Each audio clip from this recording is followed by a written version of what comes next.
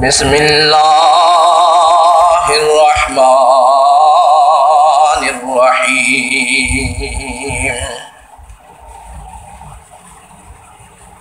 قل انما انا بشر مثلکم یوحی الی انما الہکم الہ فاستقیموا hello mic testing hello mic testing hello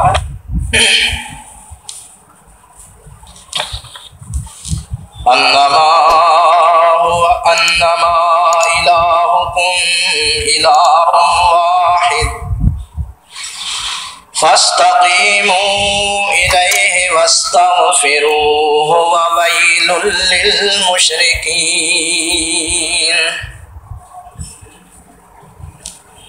الذین لا یؤتون الزکاة وهم بالآخرة هم کافرون ان الذین آمنوا وعملوا الصالحات لهم اجر غیر ممنون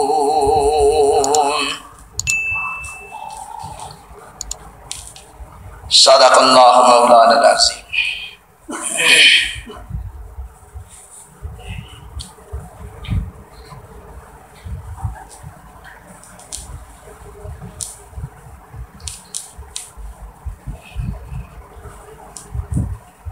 ہر انسان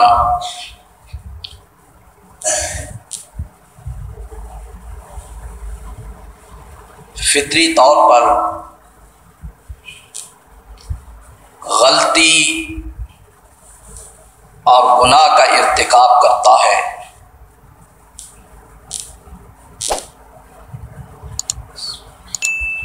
صرف انسانوں میں سے انبیاء اور رسل کی جماعت اللہ کی رحمت سے اور اس خاص شرف و امتیاز کی وجہ سے کہ جو اللہ نے انبیاء و رسل کو عطا فرمایا،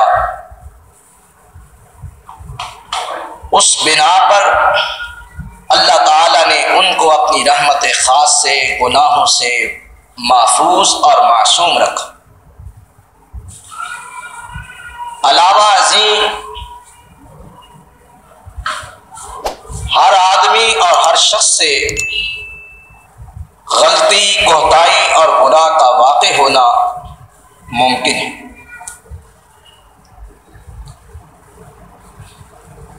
اللہ تعالی نے اسی وجہ سے اپنے بندوں کو اور جمیع انسانوں کو اس حقیقت سے آگاہ کیا کہ میرے بندو،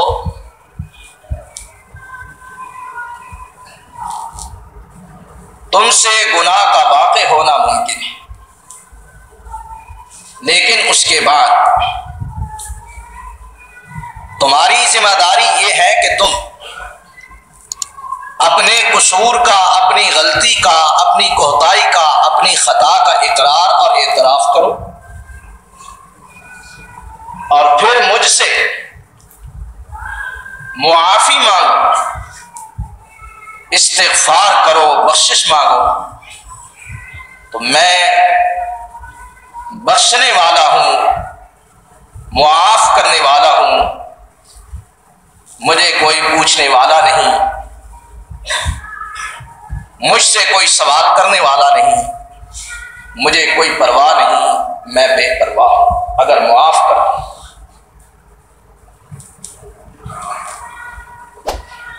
اور پھر نہایت ہی شفقت بھرے انداز میں، انتہائی پیارے اسلوب میں اپنے بندوں کو خطاب کر کے فرمایا، یا عبادی الذین اسرفوا علی انفسہم لا تقنطوا من رحمت اللہ ان اللہ یغفر الذنوب جميعا۔ اے میرے وہ بندو کہ جنہوں نے اپنی جانوں پر میری نافرمانی کر کے ظلم کیا ہے، خود اپنے ہاتھوں اپنی جانوں پہ ظلم کیا، تم سے وہ عمل سرزد ہوا، وہ غلطی وقوع پذیر ہوئی کہ جو میری گرفت، میرے عقاب اور میرے عذاب اور میرے غضب کو دعوت دینے والے ہیں۔ لیکن اگر تمہیں اپنے اوپر ہونے والے، اپنے ہاتھوں سے ہی ہونے والے اس ظلم کا احساس ہے اور تم اس غلطی کی معافی کے خواہاں ہو، تو اے میرے بندو، تمہیں میری رحمت سے مایوس اور نا امید نہیں ہونا چاہیے۔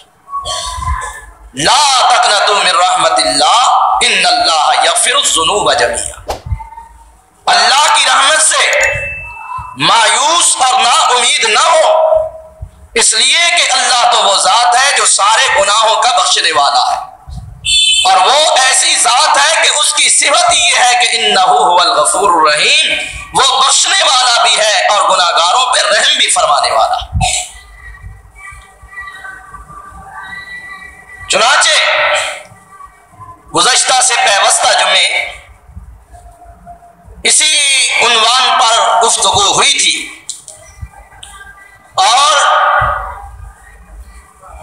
کتاب اللہ اور فرمان رسول اللہ کی روشنی میں نے عرض کیا تھا کہ انسان کے لیے یہ بات بڑی ہی سعادت کی باعث ہے کہ وہ اپنی غلطی کا فوراً احساس کر کے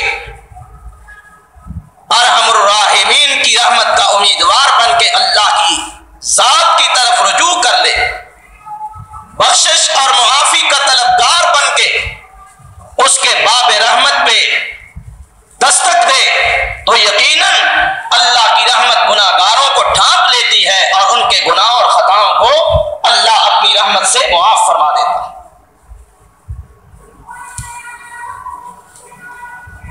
اور اللہ نے اپنے حبیب صلی اللہ علیہ وسلم کی زبان سے اس اعلان کے ساتھ ایک اور اعلان بھی کروایا کہ اے میرے حبیب صلی اللہ علیہ وسلم، میں ساری کائنات کا رب ہوں، میں نے جہنم بھی تیار کی ہے اور جنت بھی تیار کی ہے، میرا غضب بھی بھڑک اٹھتا ہے اور میری رحمت کے اندر بھی جوش آ جاتا ہے، میں نے آپ کو بشیر و نذیر بنا کر بھیجا، آپ میرے بندوں کو میری رحمت کی امید دلاتے ہیں، میرے بندوں کو میری جنت کی بشارت دیتے ہیں، اور نافرمانوں کو میرے عذاب سے ڈراتے ہیں اور ان کو نار جہنم سے خبردار بھی کرتے ہیں۔ اے میرے حبیب صلی اللہ علیہ وسلم، میری مخلوق اور میرے بندوں کو میرا یہ پیغام پہنچا دیجئے کہ رب العالمین فرماتا ہے کہ میرے بندو، انی انا الغفور الرحیم، میں بخشنے والا مہربان بھی ہوں، وان عذابی هو العذاب العلیم، اور میں دردناک سزا بھی دینے والا۔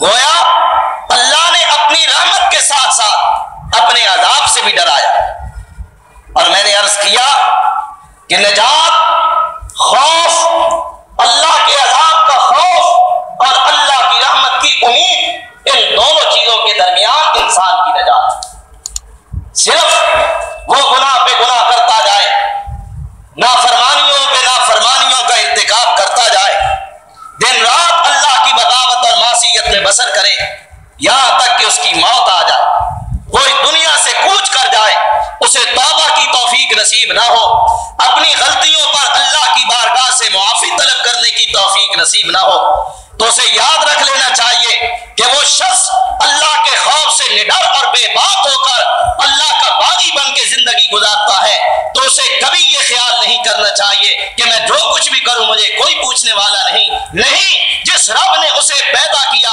جس رب نے اسے اپنی نعمتوں سے نوازا، جس رب نے اس کو زندگی بخشی، جس رب نے اس کو اس زندگی کے تمام انعامات و اکرامات سے نوازا، وہ اللہ یقیناً ان سے باز پرس بھی کرے گا اور ان سے حساب بھی لے گا، ان سے جواب بھی طلب کرے گا، اس لیے کہ وہ احکم الحاکمین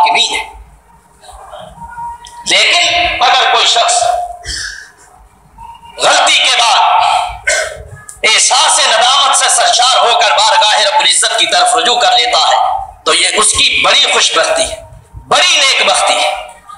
اور اللہ رب العزت نے اسی لیے قرآن مقدس میں اپنے انبیاء کی دعوت میں اس بات کو بطور خاص شامل کیا کہ اے نبیوں، میرے بندوں کو جہاں میری توحید کی دعوت دینی ہے، جہاں میرے بندوں کو فکر آخرت کی دعوت دینی ہے، جہاں میرے بندوں کو گناہوں سے باز رہنے کا سبق دینا ہے، جہاں میرے بندوں کو اخلاقیات کی تعلیم دینی ہے، جہاں میرے بندوں کو برائیوں کو ترک کرنے کا حکم دینا ہے، وہاں میرے بندوں کو یہ پیغام بھی سنانا ہے کہ اگر گناہ ہو جائے اور غلطی ہو جائے تو استغفار کے لیے اللہ کی طرف رجوع کر کے اللہ سے بخشش کے طلبگار بن جاؤ۔ اور پھر اس کے جو نتائج اور ثمرات، اس کی جو انوار و برکات، وہ میں گزشتہ گفتگو میں عرض کر چکا ہوں کہ کس طرح حضرت نوح علیہ السلام نے اپنی قوم کو خطاب کر کے کہا تھا کہ اے میری قوم، اللہ سے بخشش طلب کرو۔ یا قوم استغفروا ربکم انہ کان غفارا یرسل السماء علیکم مدرارا ویمددکم باموال وبنین ویجعل لکم جنات ویجعل لکم انہارا۔ جب تم استغفار کرو گے تو پھر اللہ رب العالمین تمہیں بخشش عطا فرما دے گا، تمہیں بخش دے گا، معاف کر دے گا۔ آسمانوں سے اللہ رحمت کی بارش نازل کرے گا اور وہ باران رحمت، وہ رحمت کی موسلادھار بارش تمہیں حیات نو عطا فرمائے۔ اللہ تمہارے مال کے اندر، تمہارے کاروبار کے اندر، تمہارے رزق کے اندر برکت عطا فرمائے گا۔ اللہ تمہیں اولاد کی نعمت سے مالا مال فرمائے۔ اسی طرح بے شمار اللہ کی نعمتیں، اللہ کی رحمتیں، اللہ کے فضل و کرم استغفار کی بدولت بندوں کو نصیب ہوتی ہے۔ چنانچہ مختلف انبیاء کرام کا تذکرہ کیا تھا۔ اسی ضمن میں قرآن نے حضرت ہود علیہ السلام کا ذکر کیا، جو قوم عاد کو اللہ کا پیغام دیتے ہیں اور اپنی قوم کو مخاطب کر کے کہتے ہیں یا قوم استغفروا ربکم، یا قوم استغفروا ربکم ثم توبوا الیہ یرسل السماء علیکم مدرارا ویزدکم قوۃ الی قوتکم ولا تتولوا مجرمین۔ اے میری قوم، اللہ سے بخشش طلب کرو، استغفار کرو، ثم توبوا الیہ، اس کی طرف رجوع کرو، توبہ کرو۔ سبحان اللہ، اللہ کو بندے کا یہ عمل بڑا ہی محبوب ہوتا ہے۔ جب بندہ گناہ کر کے اللہ سے کہتا اللہ گناہ ہو گیا، غلطی ہو گئی، تیرا حکم پامال کر بیٹھا، خطا سرزد ہو گئی، بار الہ اب ندامت ہے، شرمندگی ہے، پشیمانی ہے، اللہ اگر تو نے معاف نہ کیا تو میں کہاں جاؤں؟ تو اللہ اپنے اس شرمندہ حال اور اس پشیمان گناہگار بندے پہ عرش معلیٰ سے فخر کرتا ہے کہ دیکھو میرا بندہ میری نافرمانی کر بیٹھا، غلطی کا ارتکاب ہو گیا اس سے، اب اس کو احساس ہوا کہ میری اس غلطی سے میرا رب ناراض ہو جائے گا۔ اس احساس کے بعد وہ یہ امید لے کر آیا کہ میرا ایک رب بھی ہے کہ جو گناہوں کو بخشنے والا ہے۔ فرشتوں دیکھو، میرا یہ گناہگار بندہ مجھ سے بخشش کی امید لے کر میرے در رحمت پہ حاضر ہوا ہے، مجھے اپنی کبریائی کی قسم میں نے اپنے اس بندے کو معاف کر دیا۔ اللہ اکبر، کتنا یعنی اعلیٰ اور عرفہ مقام ہے اس گناہگار کے۔ بلکہ ایک حدیث میں رسول اللہ صلی اللہ علیہ وسلم نے فرمایا کہ اللہ فرماتا ہے کہ اگر بندے گناہ کرنا اور توبہ کرنا ترک کر دیں تو میں ان کی جگہ ایسے لوگوں کو پیدا کروں جو گناہ کے بعد توبہ کریں۔ یعنی یہ عمل انتہائی بندگی کی علامت ہے، انتہائی بندگی کی علامت ہے۔ اس لیے کہ انسان کی سرشت میں، انسان کی فطرت میں، انسان کے مادہ تخلیق میں غلطی کے صدور اور غلطی کے وقوع کا ہونا ممکن ہے، اس لیے اس سے غلطی ہوتی ہے، اور جب یہ معافی کا اور عفو و درگزر کا پیغام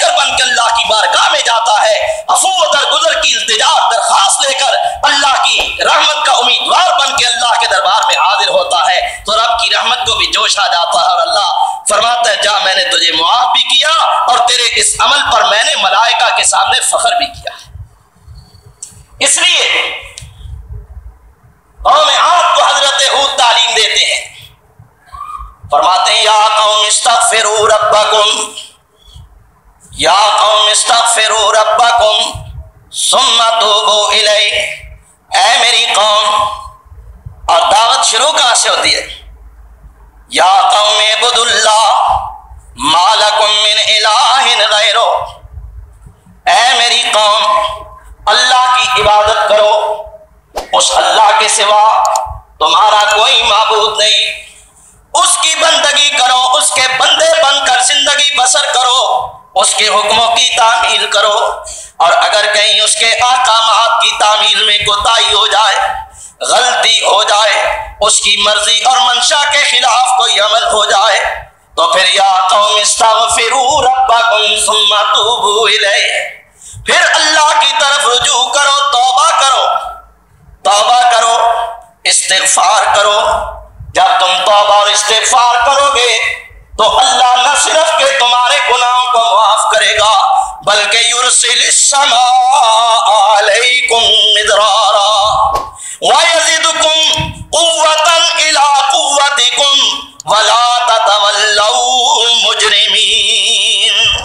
جب تم استغفار کرو گے، جب تم بخشش کے طلبگار بنو گے، اللہ تمہارے گناہوں کو بھی معاف فرمائے گا. اللہ آسمانوں سے رحمت والی بارش نازل فرما کر تمہیں آباد اور سیراب اور شاداب فرمائے گا. وَيَزِدْكُمْ قُوَّةً إِلَىٰ قُوَّتِكُمْ، اللہ ہر طرح سے تمہاری طاقتوں کے اندر بھی اضافہ فرمائے گا. اللہ تمہیں طاقتور بنائے گا، اللہ تمہیں ناقابل تسخیر بنائے گا. جب تم اللہ کے سامنے استغفار کا دامن پھیلا کے حاضر ہوگے، اللہ تمہارے گناہوں کو معاف کرے گا، اللہ تمہارے رزق میں برکتیں عطا فرمائے گا، اللہ کریم تمہیں قوتیں اور طاقتیں عطا فرمائے گا. اس لیے میری قوم، میری تعلیم یہ ہے، میرا سبق یہ ہے کہ وَلَا تَتَوَلَّوْا مُجْرِمِينَ. خیال کرنا، مجرم بن کر کہیں اللہ سے منہ موڑ نہ لینا. جو اللہ سے منہ موڑ لیتے ہیں نا وہ مجرم ہوتے ہیں. اللہ اکبر. یہی تعلیم استغفار حضرت صالح اپنی قوم سمود کے سامنے پیش کرتے ہیں. کہتے ہیں اللہ فرماتے ہیں وَإِلَىٰ ثَمُودَ أَخَاهُمْ صَالِحًا قَالَ يَا قَوْمِ اعْبُدُوا اللَّهَ مَا لَكُم مِّنْ إِلَٰهٍ غَيْرُهُ وَأَنشَأَكُم مِّنَ الْأَرْضِ وَاسْتَعْمَرَكُمْ فِيهَا فَاسْتَغْفِرُوهُ إِنَّ رَبِّي قَرِيبٌ مُجِيبٌ. ان کی دعوت کا آغاز بھی یا قوم اعبدوا اللہ ما لکم من الہ غیرہ. اے میری قوم، اللہ کی عبادت کرو، اللہ کی بندگی کرو، اللہ تمہارا معبود ہے، تم اس کے بندے بن جاؤ. ما لکم من الہ غیرہ، اس ذات کے سوا تمہارا اور کوئی بھی الہ اور معبود نہیں ہے. اس کے سوا کسی کو اپنا معبود، کسی کو اپنا آقا اور داتا مت تسلیم کرو، کسی کو اپنا نافع اور حاجت روا اور مشکل کشا مت سمجھو، کسی کے سامنے چبین نیاز کو نہ جھکاؤ، کسی کے سامنے سر تسلیم خم نہ کرو، کسی کے سامنے عاجزی اور نیاز نہ بجا لاؤ. ان سب عبادتوں کے لائق اکیلا اللہ ہے، ان سب نیاز مندیوں کے لائق وہ اکیلا بے نیاز وحدہ لا شریک ہے. اور ساتھ ہی فرماتے ہیں وَأَنشَأَكُم مِّنَ الْأَرْضِ وَاسْتَعْمَرَكُمْ فِيهَا. اللہ ہی ہے کہ جس نے اپنی زمین کے اندر تمہیں پیدا کیا، زمین کی نعمتوں سے تمہیں مالا مال کیا، تمہیں زندگی عطا فرمائی، تمہاری عمریں بنائی، تمہیں اللہ نے ان زندگیوں میں اپنی نعمتوں سے متمتع کیا. اے میری قوم فاستغفروہ، اس سے بخشش مانگا کرو. گناہ غلطی سرزد ہو جائے، اللہ کے حکم کی خلاف ورزی ہو جائے، اللہ کے احکامات کی بجا آوری میں کہیں بھی غلطی اور کہیں بھی خطا سرزد ہو جائے تو اس سے بخشش مانگا کرو. اور ساتھ ہی فرماتے ہیں ان ربی قریب مجیب، ان ربی قریب مجیب، بے شک میرا رب قریب بھی ہے اور اپنے بندوں کی التجاؤں کو، اپنے بندوں کی دعاؤں کو سنتا بھی ہے، قبول بھی کرتا اور جواب بھی عطا فرماتا ہے. ان ربی قریب مجیب. اور دوسری طرف اہل مدین کو یہی سبق حضرت شعیب پڑھا رہے ہیں. فرماتے ہیں واستغفروا ربکم ثم توبوا الیہ، اے میری قوم اپنے رب سے بخشش مانگو، اپنے رب کی طرف رجوع کرو، اس کے سامنے گڑ گڑاؤ، اس کی بارگاہ میں توبہ کرو. ان ربی رحیم ودود، میرا رب رحم کرنے والا، میرا رب اپنے بندوں سے محبت کرنے والا ہے. حضرت صالح فرماتے ہیں ان ربی قریب مجیب، اور حضرت شعیب فرماتے ہیں ان ربی رحیم ودود. دونوں کہتے ہیں، دونوں اللہ کے نبی، ان ربی قریب مجیب، ان ربی رحیم ودود. نبیوں کے منہ سے، پیغمبروں کی زبان سے دعوت توحید کتنی اعلیٰ اور کتنی بھلی لگتی ہے، کتنی پاکیزہ دعوت. اللہ اکبر. انداز اللہ کے ساتھ تعلق انبیاء کا، اور یہی تعلق پھر انبیاء آگے لوگوں سے کس طرح قائم کرتے اور کس طرح اس تعلق کی طرف اللہ کے بندوں کے دلوں میں پیدا کرتے. ہم بھی ہے نا جی، سمجھ لیا کہ اب کلمہ پڑھ لیا، اب ہمیں ہر طرح سے رخصت اور چھٹی جو چاہیں کریں. لیکن یہ انبیاء کرام، یہ رسولان اعظام کا طرز عمل، یہ ان کا پاکیزہ اور مقدس انداز کہ وہ بات بات پر اللہ کے ساتھ اپنا تعلق ظاہر کرتے ہیں، اور یہی تعلق بندگان خدا کے دلوں کے اندر بیدار فرماتے ہیں. اور ظاہر ہے کہ جس کا اللہ سے تعلق قائم ہو جائے پھر اللہ اسے سارے جہان کی محتاجگی سے بے نیاز فرما دیتے ہیں، اور جو بد نصیب اللہ سے تعلق توڑ بیٹھے پھر وہ سارے جہان کا محتاج بن جاتا ہے، ذلیل ہو جاتا ہے، رسوا ہو جاتا ہے.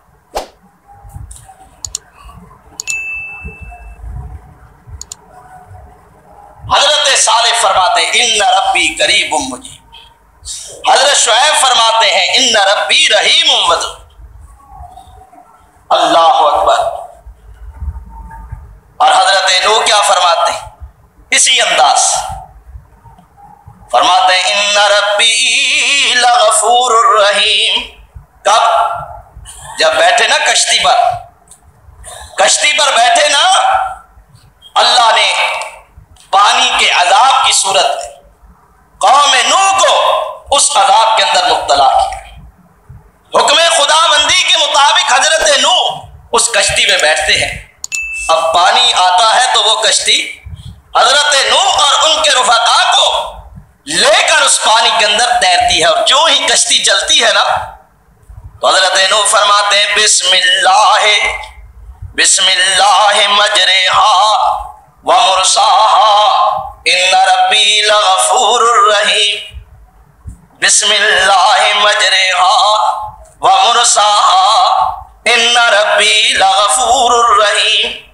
اللہ کے نام سے، اس کا چلنا بھی اللہ کے نام سے، اس کا رکنا بھی اللہ کے نام سے.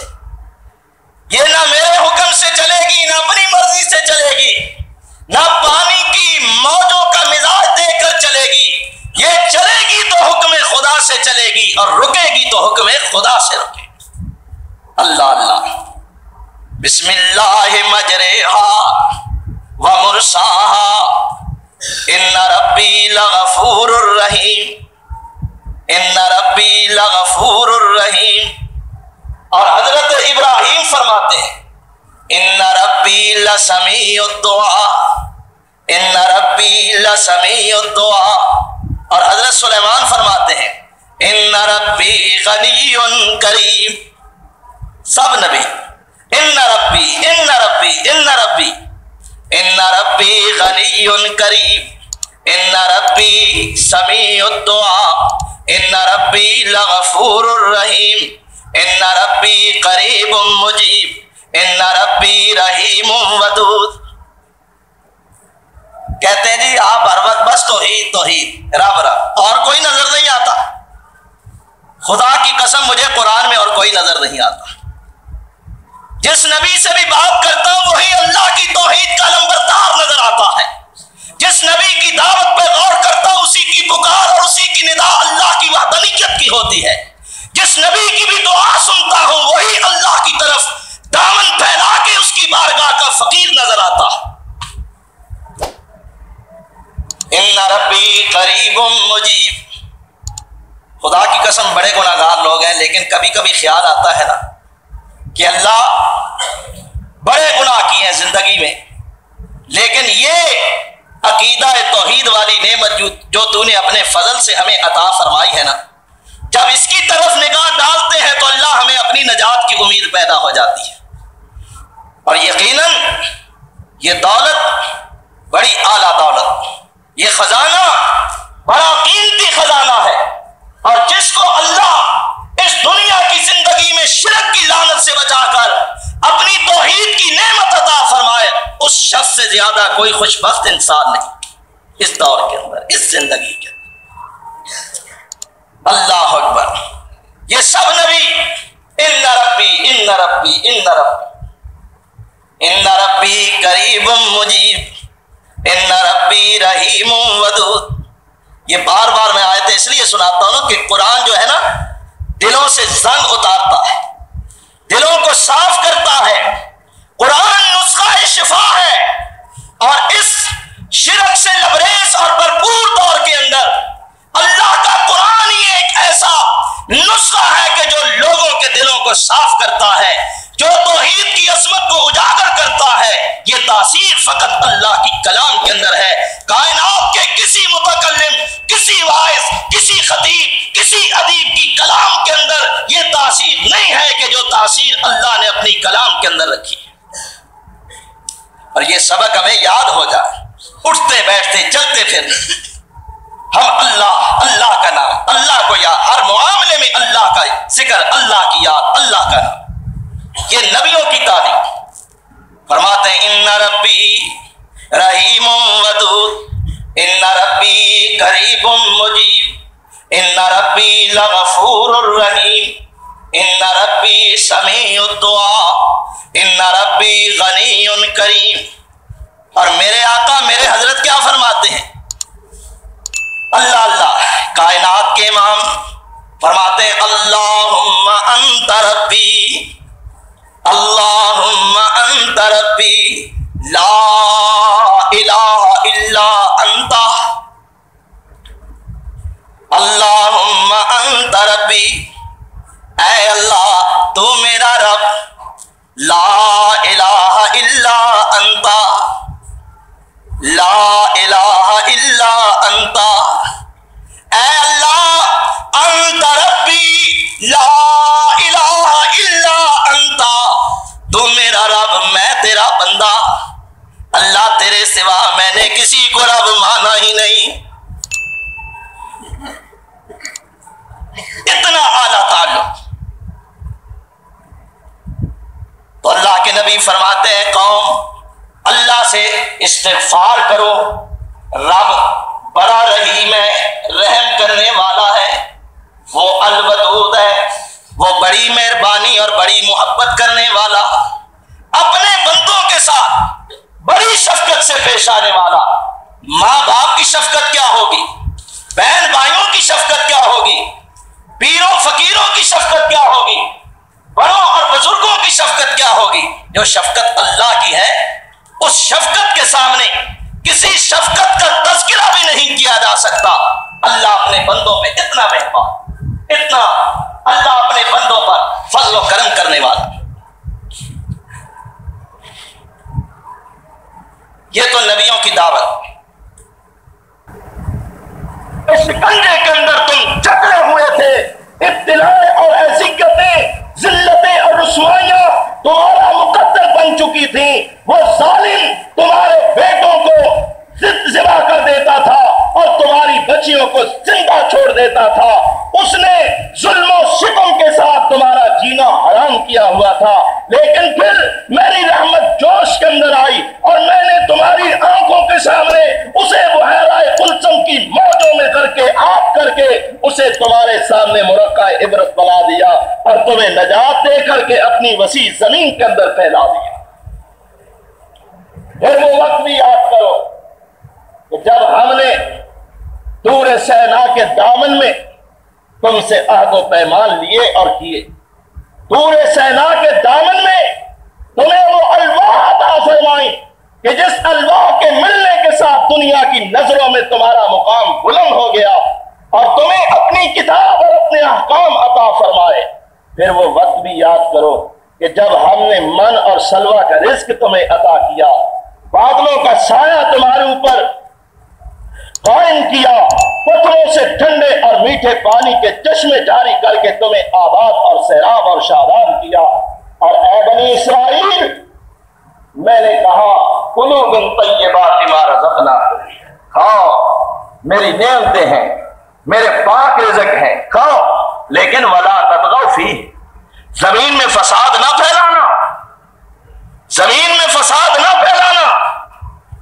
کھا پی کر اللہ کا رزق، اللہ کی نعمت، اور پھر اللہ کی زمین میں فساد، سرکشی۔ اے بنی اسرائیل، یہ طرز عمل مناسب نہیں۔ کاش یہی سبق جو اللہ بنی اسرائیل کو دے رہا، ہم بھی اس پر تھوڑا سا غور کریں،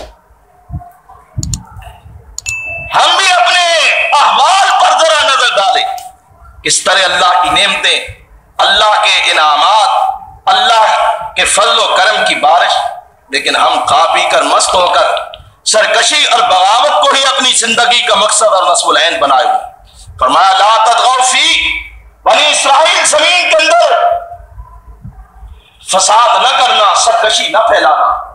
خیال کرنا جو زمین کے اندر سرکشی پھیلاتا ہے، فساد کرتا ہے، فَيَحِلَّ عَلَيْكُمْ غضب، میرا پھر قانون یہ ہے کہ اگر تم نے یہ وتیرہ اختیار کیا تو تم پر میرا غضب آئے گی، میری پھٹکار تم پر برسے گی، اس لیے کہ میں باغی اور فسادیوں کو مہلت تو ضرور دیتا، لیکن بالآخر ان کو ضرور اپنی گرفت میں لے کے ان کو کیفر کردار تک پہنچاتا۔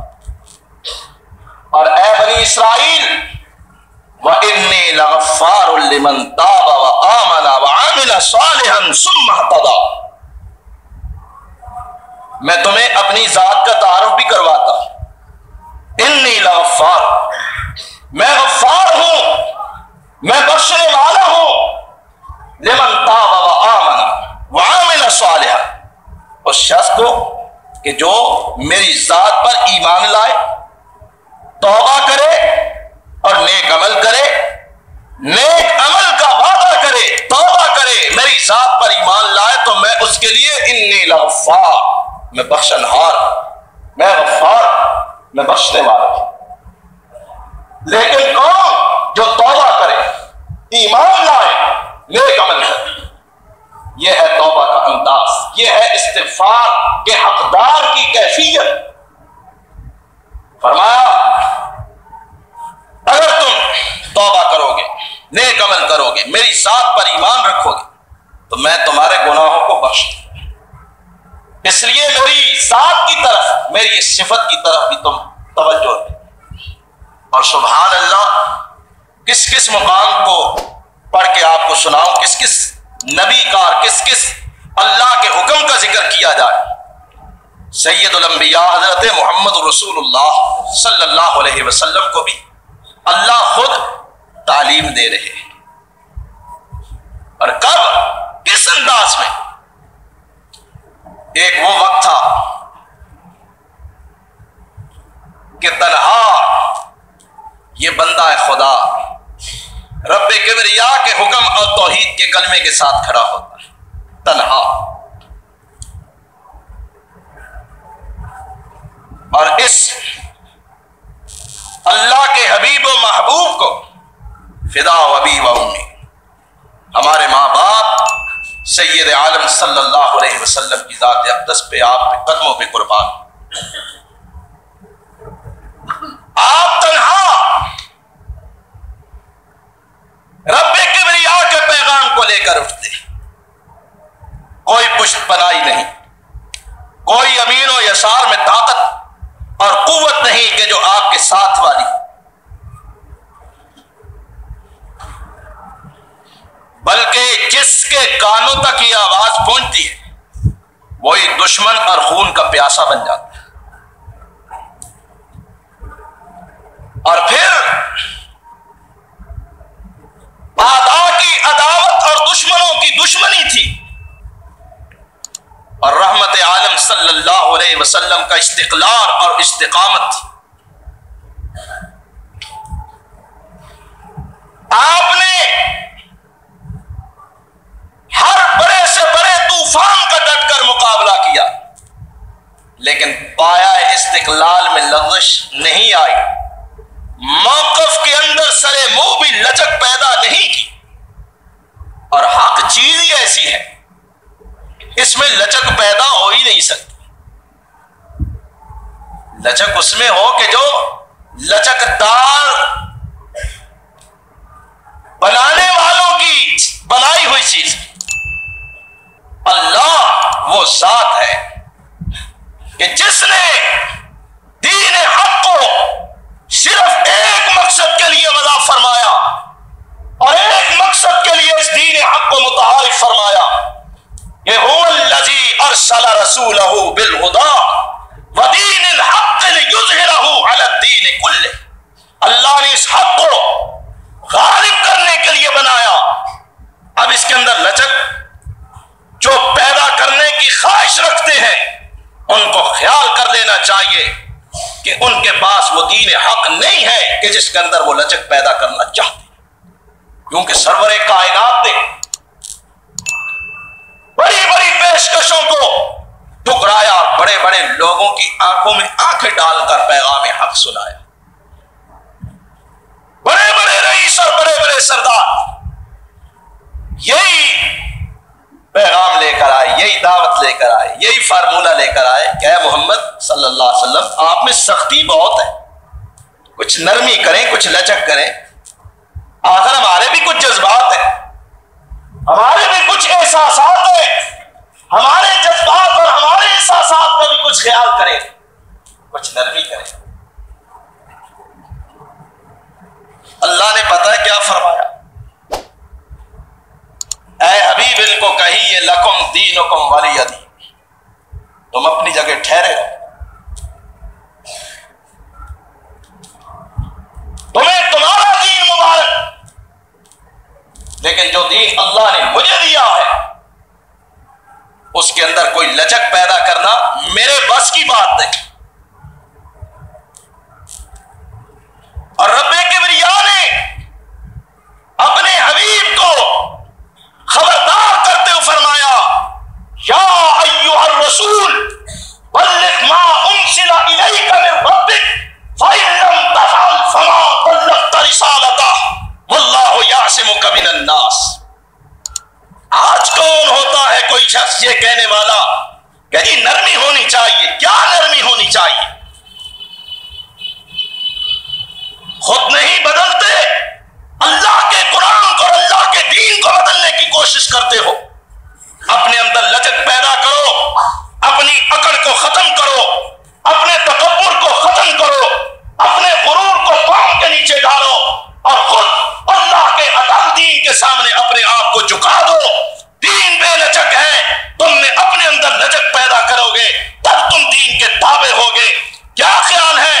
اللہ نے تو کہا انسان میں تمہیں لچک کی تعلیم دیتا ہوں. لچک کی تعلیم سب سے پہلے ہاتھ اٹھاؤ، جس سے امان طلب کی جاتی ہے. ہینڈز اپ، ہاتھ اٹھا، ہاتھ اٹھا کر نماز کا آغاز ہوتا ہے. کہا کھڑے ہو کر مانگو، پھر لچک پیدا کرو، ہے یا نہیں لچک؟ لچک پیدا کرو، رکوع میں جاؤ، اللہ تمہیں لچک کی تعلیم دے رہا، اپنے اندر لچک پیدا کرو۔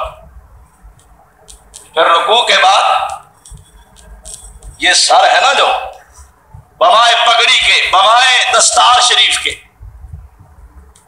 بمائے پگڑی کے، بمائے ٹوپی شریف کے، بمائے دستار کے، اس سر کو اتنا جھکا دو کہ جتنا یہ جھک سکتا ہے، اس سے زیادہ نہیں جھک سکتا۔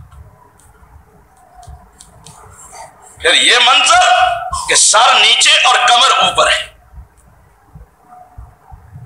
اور سر رکھ کے کیا کہنا ہے؟ سبحان ربی الاعلی، میں پست ہوں اور پست ہو کر کہتا ہوں میرے اعلی رب تو پاک ہے، پاک ہے میرے اعلی رب، میں تیرے سامنے ہوں۔ کہا محمد صلی اللہ علیہ وسلم لچک پیدا کرو۔ آپ فرماتے ہیں کیا لچک؟ خدا کی قسم تم میرے ایک ہاتھ پہ سورج اور ایک ہاتھ پہ چاند رکھ دو تو محمد صلی اللہ علیہ وسلم جو دین حق لے کر آیا ہے اس کے اندر کوئی تغیر اور تبدل کرنے کا مجاز نہیں۔ جاؤ تم اپنا کام کرو، مجھے اپنا کام کرنے دو، تم میری مخالفت پر اپنی توانائیاں صرف کر دو، اور مصطفیٰ اللہ کا حبیب اللہ کے نام کو بلند کرنے کے لیے اپنی زندگی داؤ پہ لگا دے۔ یہی ہوا مکے کے 13 سال، مکے کے 13 سال یوں کہہ لیجئے کہ اذیتوں اور ابتلاؤں سے ایک ایک لمحہ ان 13 سالوں کا معمول، ایک ایک لمحہ۔ غلاظت نہیں ڈالی گئی اسی مکے میں، پیٹھ پہ اوجری نہیں ڈالی گئی اسی مکے میں، گلے میں کپڑا ڈال کر گلا نہیں گھونٹا گیا اسی مکے میں، پتھر نہیں برسائے گئے اسی مکے میں۔ کہنے والوں نے یہ نہیں کہا کہ محمد صلی اللہ علیہ وسلم تو نے فتنہ برپا کر دیا، فساد کر دیا، گھر گھر میں لڑائیاں پڑ گئی، یہ کیسا دین لے کر آیا ہے؟ پتھر برسائے گئے، مخالفتیں ہوئیں، اور مخالفت کوئی حد ہے مخالفت؟ یہاں تک کہ اللہ نے 13 سال اس پر ابتلاء پیریڈ کے بعد فرمایا میرے حبیب اب مکے کو چھوڑ کے مدینے چلے جائیں، ہجرت کر کے یثرب کی بستی میں ڈیرے لگائیں، ہم اسے مدینہ الرسول بنا دیں۔ اللہ اکبر، مدینے گئے، مخالفین کے دماغوں سے مخالفت کا جنون جو تھا نا وہ زائل نہ ہوا، وہاں بھی تعاقب کیا، بدر کا مارکا ہوا۔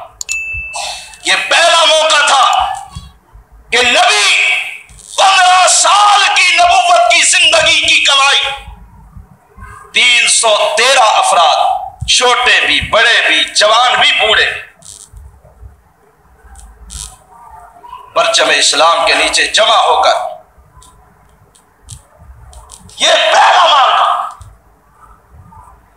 اللہ نے فتح و نصرت سے نوازا۔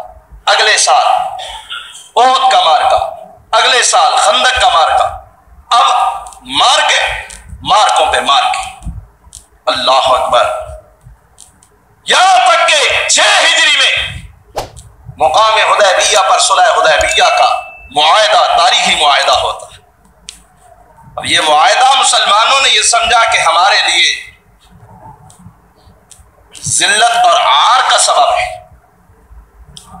لیکن یہ معاہدہ کر کے مدینے واپس جا رہے ہیں تو آسمان والا کہتا ہے انا فتحنا لک فتحا مبینا، محبوب 13 سال وہ اور 6 سال یہ، کتنے ہو گئے؟ 19 سال آپ نے محنت کی، اب رب نے آپ کے لیے فتح و نصرت کے دروازوں کو کھول دیا۔ انا فتحنا لک فتحا مبینا، آنسو اور زبان پر یہ الفاظ، صحابہ کہتے ہم سن کر حیران ہوتے کہ شرطیں وہ مان کر آئے جو بظاہر ہمارے لیے ہار کا سبب ہے، لیکن اللہ اس معاہدے کو فتح مبین سے تعبیر کر رہے ہیں۔ فرمایا دیکھو صحیح، اب اللہ نے وعدے کیے 6 ہجری میں 8 ہجری میں سید عالم صلی اللہ علیہ وسلم اسی مکے میں فاتح کی حیثیت سے داخل ہو رہے ہیں۔ اللہ نے مکہ فتح کر دیا۔ اللہ اب پھر فتوحات کوئی حد ہے، حساب ہے؟ فتوحات ہی فتوحات، یہاں تک کہ 10واں سال جو نبوت کا تھا نا، اس میں قوموں کی قومیں، علاقوں کے علاقے، شہروں کے شہر اسلام کے اندر داخل ہو رہے۔ اللہ اکبر۔ امام کائنات مدینہ میں تشریف فرما۔ اس سال کو عام الوفود کہا جاتا ہے۔ کوئی دن خالی نہیں، کوئی صبح خالی نہیں، کوئی شام خالی نہیں۔ گروہ آ رہے ہیں کہ حضرت ہم مسلمان ہو رہے ہیں، جماعتیں آ رہی ہیں کہ یا رسول اللہ ہم آپ کے ہاتھ میں ہاتھ دے کر آپ پر ایمان لا رہے ہیں۔ ہزاروں نہیں، لاکھوں کی تعداد۔ کہاں 2 ہجری میں 313، کہاں 6 ہجری میں یہ فرمانا کہ انا فتحنا لک فتحا مبینا، اور کہاں 10 ہجری میں یہ تعداد لاکھوں تک جا پہنچتی ہے۔ اور اللہ اکبر، اللہ کے حبیب صلی اللہ علیہ وسلم مدینے میں بیٹھے اس منظر کو دیکھ کے خوش ہو رہے ہیں۔ عرش سے آواز آتی ہے، فرمایا اذا جاء نصر اللہ والفتح، اذا جاء نصر اللہ والفتح ورأيت الناس يدخلون في دين الله افواجا۔ آئی یا نہ آئی فتح، نصرت اللہ کی آئی یا نہ آئی، اللہ کے وعدے سچے ثابت ہوئے یا نہ ہوئے؟ اللہ اکبر۔ جمع خاطر رکھا کریں، تھوڑا سا صبر، تھوڑے سے تحمل کا مظاہرہ کریں۔ اللہ بھی سچا، اور اپنے بندوں کے ساتھ جو وہ وعدے کرتا ہے وہ وعدے بھی سچے ہوتے ہیں۔ ہم میں کمزوریاں ہیں، کوتاہیاں، ہم بے صبرے ہو جاتے ہیں، تحمل اور برداشت کا دامن چھوڑ دیتے ہیں۔ اللہ نے سورہ النصر نازل فرمائی، فرمایا اذا جاء نصر اللہ والفتح، اللہ کی نصرت بھی آ چکی۔ اے میرے حبیب، وہ فتح مبین کا وعدہ جو اللہ نے حدیبیہ سے واپسی پر راستے میں آپ سے فرمایا، اللہ نے اس وعدے کو بھی پورا کیا، مکہ بھی فتح ہو گیا۔ اللہ نے نصرت اور فتح کے سارے وعدوں کو پورا کیا۔ اے میرے حبیب، وَرَأَيْتَ النَّاسَ يَدْخُلُونَ فِي دِينِ اللَّهِ أَفْوَاجًا، آپ اپنی آنکھوں سے دیکھ رہے ہیں لوگ گروہوں کی صورت میں يَدْخُلُونَ فِي دِينِ اللَّهِ، يَدْخُلُونَ فِي دِينِ اللَّهِ، داخل ہو رہے ہیں لوگ اللہ کے دین کے اندر، اللہ کے دین کے جھنڈے کے نیچے اللہ کے بندے جمع ہو رہے ہیں۔ اے میرے حبیب، وَرَأَيْتَ النَّاسَ يَدْخُلُونَ فِي دِينِ اللَّهِ أَفْوَاجًا، اللہ ادھر اللہ کریم نے ان افواج کو اور گروہوں کو اپنے حبیب کی آنکھوں کے سامنے دین میں داخل ہوتے ہوئے دکھایا۔ ادھر حکم ملا، میرے حبیب اب پھر ذرا ایک دفعہ مکے جائیے، اور میں چاہتا ہوں کہ آپ کا جانا بھی شان و شوکت سے ہو۔ حضرت جابر بن عبداللہ رضی اللہ تعالیٰ عنہ فرماتے ہیں، اللہ کے حبیب نے اعلان کروایا کہ لوگوں میں حج کے لیے جا رہا ہوں، حج کے لیے۔ اب لوگ تھے جمع ہونے لگے، سامان اٹھائے، احرام اٹھائے، زاد راہ لیے، جمع ہونے لگے۔ حضرت جابر فرماتے ہیں ایک دن علی الصبح اللہ کے حبیب مدینے سے کوچ کرتے ہیں۔ اب یار علی پر مقام ذوالحلیفہ پر پہنچ کر آپ نے میقات قائم کرنے کا حکم دیا، احرام باندھنے کا حکم دیا۔ ظہر اور عصر کے بعد اللہ کے حبیب احرام باندھ کر اپنی قصبہ ڈھانچی اور اونٹنی پہ سوار ہوتے ہیں اور فرماتے ہیں لبیک اللہم لبیک۔ حضرت جابر فرماتے ہیں پیغمبر کی اونٹنی ابھی اٹھی رہی تھی کہ میں دیکھتا ہوں، آگے دیکھتا ہوں تو حد نگاہ تک اللہ کے بندے احرام باندھے ہوئے پیغمبر کی آواز ملا کر کہتے ہیں لبیک اللہم لبیک۔ حضرت جابر فرماتے ہیں میں پیچھے پلٹ کر دیکھتا ہوں تو حد نگاہ تک امام کائنات کے پیچھے رسول اللہ کے جانثار اور غلام وہ بھی کہتے ہیں لبیک اللہم لبیک۔ دائیں دیکھتا ہوں تو لبیک کی صدائیں، بائیں دیکھتا ہوں تو لبیک کی صدائیں۔ حد نگاہ تک اللہ کے بندے، حد نگاہ تک رسول اللہ کے امتی۔ اور اس منظر کو یاد کر کے ذرا پیچھے بھی پلٹ کر دیکھیں کہ جب سفر ہجرت ہوتا ہے تو رسول اللہ کا ساتھ دینے والے کتنے ہیں؟ یاد ہے یا نہیں؟ ایک ابو بکر صدیق اکبر اور دوسرے محمد الرسول اللہ۔ آئے تھے تو دو تھے، اب جا رہے ہیں تو لاکھوں کی تعداد میں اللہ کے رسول کے جانثار۔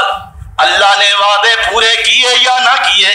اذا جاء نصر اللہ والفتح ورأيت الناس يدخلون في دين الله افواجا۔ اے میرے حبیب نصرت الہی آئی، فتح ربانی آئی، میرے حبیب آپ نے دیکھا انسان گروہ در گروہ فوجوں کی صورت میں اللہ کے دین کے اندر داخل ہو رہے۔ اب آپ کیا کریں؟ فرمایا فسبح بحمد ربک واستغفرہ، فسبح بحمد ربک واستغفرہ۔ حکم ہے رسول اللہ کے لیے فسبح بحمد ربک واستغفرہ۔ اے میرے حبیب اب آپ اپنے رب کی تسبیح بیان کریں، واستغفرہ اور کثرت سے استغفار کریں۔ حضرت عبداللہ ابن عمر رضی اللہ عنہ فرماتے ہیں کہ اس آیت کے بعد میں نے جب بھی رسول اللہ کو دیکھا اللہ کے رسول کی زبان پر اللہ کی تسبیح ہوتی اور استغفار کے کلمات ہوتے۔ آپ فرمایا کرتے استغفر اللہ الذی لا الہ الا هو الحی القیوم واتوب الیہ۔ پیغمبر کو حکم ہے اے میرے حبیب فسبح بحمد ربک واستغفرہ انہ کان توابا۔ آپ رب کی تسبیح بیان کریں، استغفار کریں، بے شک اللہ آپ کی طرف رجوع کرنے والا، توبہ قبول کرنے والا، آپ رب کی طرف متوجہ ہوں گے، رب آپ کی طرف متوجہ ہوگا۔ اور پھر چند ماہ بعد اللہ نے اپنے حبیب کو دنیا سے اپنے پاس واپس بلا لیا۔ تو زندگی کے آخری حصے میں جب اللہ نے اپنے وعدے پورے کر دیے، فتح و نصرت اللہ نے برسا دی، اللہ پاک نے اپنے حبیب سے اپنے وعدے پورے کیے اور دنیا سے رخصتی کا وقت آیا تو اپنے حبیب کو استغفار اور تسبیح کا حکم دیا۔ اور اسی لیے رسول اللہ صلی اللہ علیہ وسلم اپنی امت کو بھی اسی استغفار کی تعلیم دیتے۔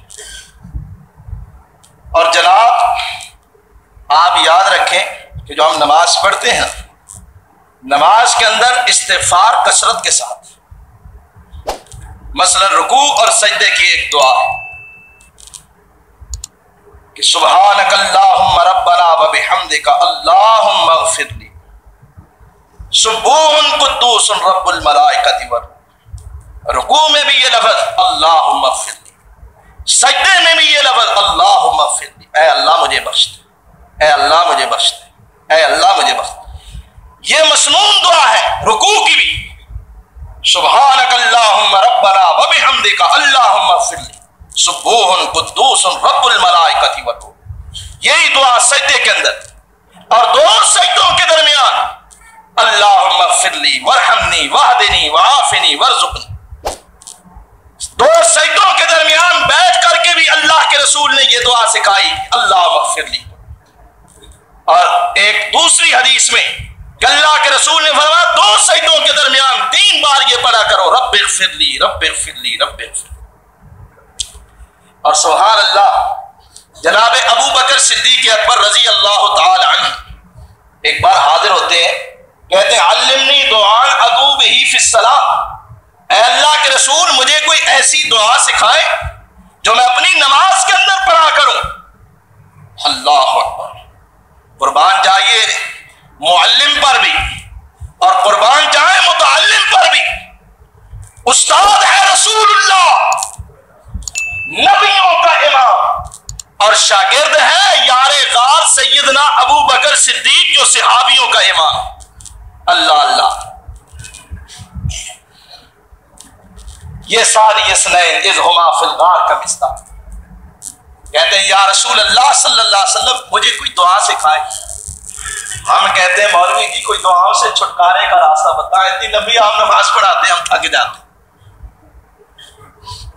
ہم تھک جاتے ہیں، 3 گھنٹے سینموں میں بیٹھ کے فلمیں دیکھتے ہوئے تم نہیں تھکتے،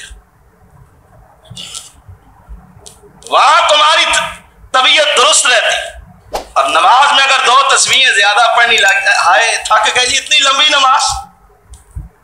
شکر کرو ان لمحوں کو غنیمت جانو کہ جو لمحے اللہ کی بارگاہ میں گزرتے ہیں، اس وقت کو غنیمت جانو جو وقت سجدے میں گزرتا ہے، ان لمحات کو غنیمت جانو جو لمحات اللہ کی بارگاہ میں جھکے ہوئے بسر ہو۔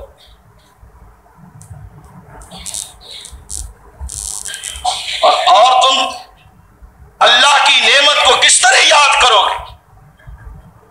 اللہ نے تمہارے سر کو ہر دربار سے ہٹایا اور اپنے دربار میں جھکایا۔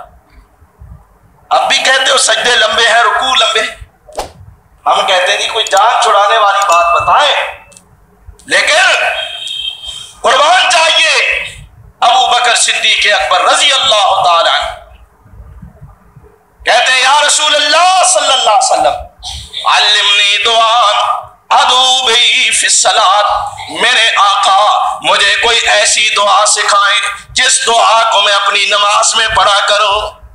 دعائیں نماز کی زینت ہوا کرتی ہیں، اللہ والو اللہ کی بارگاہ میں جب پیش ہوا کرو تو نبی رحمت کی سکھائی ہوئی دعاؤں کے ساتھ اپنی نماز کو زینت بخشا کرو۔ نماز کے اندر پڑھتے نہیں، بعد میں کہتے مولوی جی دعا نہیں مانگتے، ہے نا جی، سلام پہ رہتے دیکھتے رہتے ہیں کئی لوگ بیچارے کہ جی دعا نہیں مانگتے۔ اللہ کے بندے آپ مانگتے ہیں لیکن وہاں تمہیں کیا مصیبت؟ یاد رکھیں دعا کی قبولیت کا محل سب سے زیادہ نماز ہے، اور نماز میں سے سب سے زیادہ قبولیت کا محل سجدہ اور تشہد ہے۔ مسجد وقترب، بھائی وقت اوپر ہو گیا، انشاءاللہ اسی سلسلے کی بقیہ گفتگو انشاءاللہ آئندہ جمعے۔ وآخر دعوانا نستعینوا ونستغفروا ونؤمن به ونتوکل علیہ ونعوذ باللہ من شرور انفسنا ومن سیئات اعمالنا من یهد اللہ فلا مضل له ومن یضللہ فلا ہادی له ونشهد ان لا الہ الا اللہ وحدہ لا شریک له شہادة تکون للنجاة وسیلہ ولرفع الدرجات کفیلہ ونشهد ان محمدا عبدہ ورسولہ صلی اللہ تعالی علیہ وآلہ وسلم۔ اما بعد فإن خیر الحدیث کتاب اللہ وخیر الہدی ہدی محمد صلی اللہ تعالی علیہ وآلہ وسلم۔ شر الامور محدثاتها وكل محدث محدثۃ بدعۃ وکل بدعۃ ضلالہ وکل ضلالۃ فی النار۔ ایک دوست نے ایک بڑا ضروری مسئلہ دریافت کیا، انہوں نے سوال بھیجا لکھ کر، وہ کہتے ہیں کہ آج تک ہم یہی سمجھتے رہے کہ پیداوار میں صرف گندم پر عشر ہوتا ہے، کیا دوسری زرعی اجناس مثلاً کپاس یا گنا وغیرہ جو ہمارے ہاں پیدا ہوتا ہے ہم اسے فروخت کرتے ہیں، کیا اس میں بھی ہمیں عشر دینا چاہیے؟ کہتے ہیں کہ افسوس کہ آج تک ہم مسائل سے ناآشنا تھے اور سنی سنائی انداز میں ہم عمل کرتے رہے، لیکن اب کچھ عرصے سے ہم اہل حدیث ہوئے تو ہمیں مسائل کے بارے میں کچھ آگاہی ہونے لگی، تو اس سلسلے میں ہماری رہنمائی فرمائیں کہ کیا دیگر اجناس میں بھی عشر ہوتا ہے یا نہیں۔ بھائی میں اللہ سے دعا کرتا ہوں اللہ ہم سب کو صحیح معنوں میں مسلمان بنائے اور صحیح معنوں میں ایسے کام کرنے کے اللہ ہمیں توفیق عطا فرمائے کہ جس سے ہماری دنیا بھی سدھر جائے اور ہماری آخرت بھی سدھر جائے۔ یہی ہماری ایک بہت بڑی بدقسمتی کہ آج تک جو دین ہم اپنائے ہوئے ہیں وہ یا سنا ہے سارا، ادھر ادھر سے جو کچھ سن لیا بس ٹھیک ہے ہم نے اسی کو دین سمجھا، خود غور کی، فکر کی، تحقیق کی، جستجو کی ضرورت محسوس نہ کی کہ ہم خود بھی دین کو سمجھنے کی کوشش کریں۔ اللہ نے آنکھیں دی دیکھنے کے لیے، کان دیے سننے کے لیے، دماغ دیا اور فکر کرنے کے لیے، تو یہ خدا کی نعمتیں ہیں، اور جہاں ہم دنیا کے معاملات میں ان اللہ کی نعمتوں کو کار لاتے ہیں وہاں دین کے معاملے میں بھی ہمیں غور و فکر کرنا چاہیے اور حد المقدور اللہ کے دین کو سمجھنے کی کوشش کرنی چاہیے، وگرنہ آج کل روایات اور رسومات کا اتنا غلبہ ہے کہ اصل دین جو ہے وہ آنکھوں سے اوجھل ہو چکا ہے۔ بہرحال تو گزارش اس سلسلے میں یہ ہے